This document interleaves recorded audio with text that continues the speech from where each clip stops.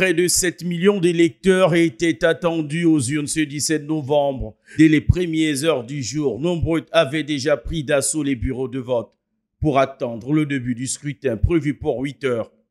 Pas de retard au démarrage, le coup d'envoi donné à temps à la que les Sénégalais accomplissent leur devoir civique.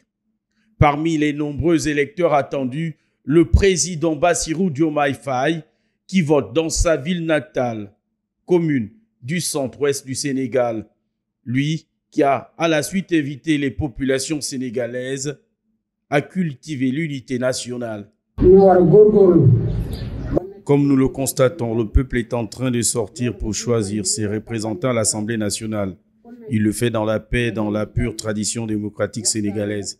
Voilà pourquoi j'ai invité les acteurs politiques engagés dans cette élection à faire preuve de responsabilité.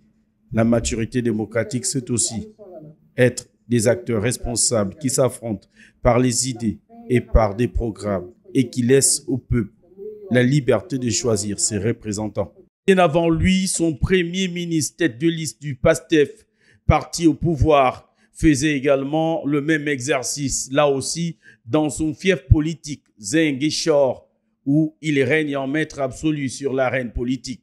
Après son vote, le premier ministre candidat qui avait au cours de la campagne appelé ses militants à répondre coup pour coup aux attaques des adversaires avant de rectifier le tir, a à nouveau prêché la paix. On a toujours appelé et souhaité un vote dans le calme. La démocratie s'exprime dans la paix et dans la stabilité.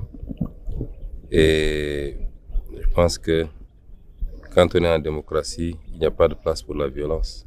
Chacun vient exposer son programme avant et pendant la campagne. Et le jour du scrutin, les citoyens choisissent librement. C'est ça la démocratie. Et dans ce schéma, il n'y a pas de place pour la violence. La diaspora également a eu son mot à dire. Elle a acquis la Constitution réserve 15 sièges au Parlement sur les 165. Une élection importante pour le président sénégalais qui veut tenir ses promesses de campagne et dont la majorité à l'Assemblée nationale est primordiale. 41 listes de candidatures au départ pour les observateurs internationaux avant le rapport final. Pour l'heure, rien à signaler.